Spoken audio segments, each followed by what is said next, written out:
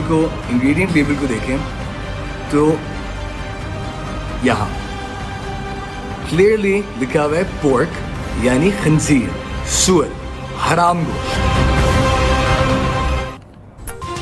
पाकिस्तान एक इस्लामी मुल्क है जहां मुसलमान आबाद हैं जो हलाल और हराम खुराक का खास तौर पर ख्याल रखते हैं, लेकिन हमारे बाजारों में फरोख्त होने वाली अशिया में जहां मिलावट एक बहुत बड़ा मसला है, वहीं हमारे यहाँ दरामदशुदा अशिया में हराम अज्जा की जो मौजूदगी का होना है एक बहुत बड़ी हकीकत है और एक बहुत खौफनाक हकीकत है, जिससे ना तो खरीदने वाले को आगाह किया जाता है और ना ही फरोख्त करने वाला इसकी अलहदा से शेल्फ बनाता है। पाकिस्तान में अगर कंज्यूमर राइट्स की बात करें तो इसका भी वही हाल है जो इंसानी हकूक का है, यानी कंज्यूमर को किस तरह से लूटा जाता है, किस तरह इसे हराम अशिया खिलाई जाती हैं, इसका बेचारे कंज्यूमर को अदराक ही नहीं होता है। आज हम मार्केट में मौजूद ऐसी प्रोडक्ट्स जो आपको बड़े नामवर स्टोर्स और मार्केट्स में मिलती हैं, लेकिन आप इनके बारे में ना तो जानते हैं कि इसमें हराम अज्जा शामिल हैं, तो फिर आखिर कैसे पहचाना जा सकता है? और अगर वो अशिया आप देख लें तो फरोख्त करने वाले से आपने निमटना कैसे है? कानून इस हवाले से हमारी रहनुमाई जो है वो किस तरीके से करता है और हमारे यहाँ हलाल फूड अथॉरिटी जो है वो किस हद तक इस हवाले से काम करती है? दो तीन चीजें मैं इस हवाले से आपके साथ शेयर करना चाहूंगी कि जो गाइडलाइंस हैं on consumer protection 1985 United Nations का अगर हम देखें तो उसमें राइट टू बी इन्फॉर्म्ड जो है वो उन 8 राइट्स में से एक है जो कि कंज्यूमर को मिलने चाहिए।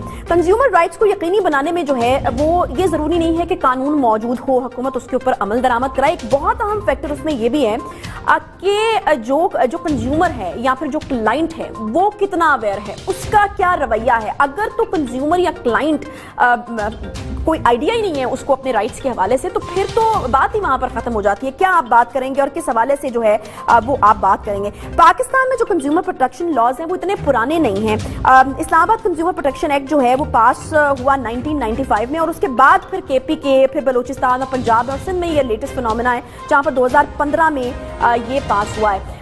हमारे साथ इस वक्त इसी अहम मौजू के ऊपर बात करने के लिए मेहमान मौजूद हैं जिनकी वीडियो कुछ अर्सा पहले सोशल मीडिया पर खूब वायरल हुई थी। अभी हमने आपको उनकी वीडियो का एक चंक जो है वो हमने दिखाया भी है और इसमें उन्होंने एक बड़े स्टोर्स में बिकने वाली जो हराम अशिया है उनकी निशानदेही की थी। इस वीडियो को बनाने वाले हैं जी उस्मान जुल्फकार, जिनको अब से कुछ देर पहले आपने टेलीविजन स्क्रीन पर अपने साथ देखा भी और वो हमारे साथ आज भी मौजूद हैं और वो अपने एक्सपीरियंस के हवाले से हमारा शेयर करेंगे। ऑब्वियसली वो बता तो चुके हैं कि क्या हुआ, लेकिन मैं जानना ही चाहूंगी कि अगर ये चीज हो गई तो उसके ऊपर फिर जो है वो रिएक्शन क्या था। बहुत शुक्रिया उस्मान जुल्फकार साहब प्रोग्राम में ज्वाइन करने के लिए। उस्मान मुझे बताएगा कि ये तमाम वाकया आपके साथ हो गया, हमने टेलीविजन स्क्रीन पर दिखाया भी, लोगों को आइडिया भी हो गया होगा कि हुआ क्या है। मुझे बताएगा एक चीज हो गई, अब जब आपने ये पॉइंट आउट की तो फिर उसके बाद रिएक्शन क्या था?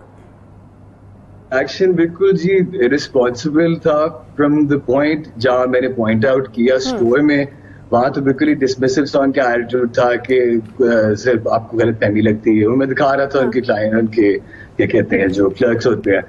फिर उस पर मुझे हुआ कि एक ब्रांच में, क्योंकि नॉर्मली एक चेन स्टोर होता है उसमें नॉर्मली प्रोडक्ट्स वही बेच रहे होते हैं, तो मैंने अपनी उस स्टोर पर रिसर्च की। मैंने 2-3 ब्रांचेस पे जाके देखा, इनकी लोकल ब्रांचेस पे, मेन ब्रांचेस पे, तो उस पे हर जगह वही रैक्स लगे हुए, वही सॉस पड़ी हुई। तो इनको भी मैंने जब लीगल नोटिस भेजा तो इनिशियली तो इनके हेडक्वार्टर से जो इनके हेड ऑफ ऑपरेशंस है वो आए क्या कहते हैं विजिट करने के लिए। बड़े तहम्मुल से पहले बात हुई, बेसिकली रिक्वेस्ट कह रही थी कि जी जो लीगल नोटिस है वो वापस ले लें। उस पर जब मैंने एडमेंटली रिफ्यूज किया, मैंने कहा आप एक पब्लिक नोटिस निकालें जिसमें आप ये नोटिफाई करें कि कितने प्रोडक्ट्स आपके बिके हैं, कितने लोग अग्रीव हुए हैं, ताकि एक अवेयरनेस उनके पॉइंट पे आपको अपनी गलती तस्लीम करनी चाहिए। तो उस पॉइंट पे उन्होंने कम्प्लीटली क्या कहते हैं जो है एक डिफरेंट अप्रोच ली और इस पे मुझे बल्कि थ्रेटन किया गया कि जी मेरे पे डेफेमेशन की प्रोसीडिंग्स होगी। डेफेमेशन उस बंदे पे होती है जो फैक्चुअली कुछ ना प्रूव कर रहा हो, स्लैंडर कर रहा हो।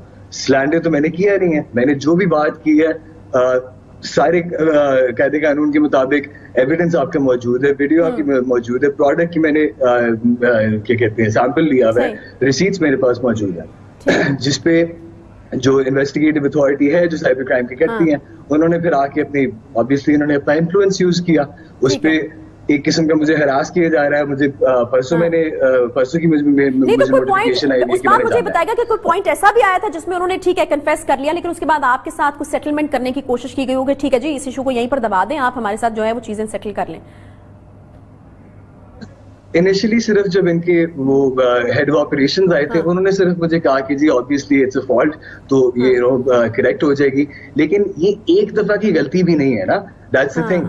क्योंकि मैं जो as I have gotten into this case, मुझे 2012 से लेके आज तक की रिपोर्ट्स हैं, उसमें एक खातून ने इन पे लिटिगेशन की थी, वो सोशल मीडिया को नहीं पता लगा, वो स्ट्राइक डाउन हो गई।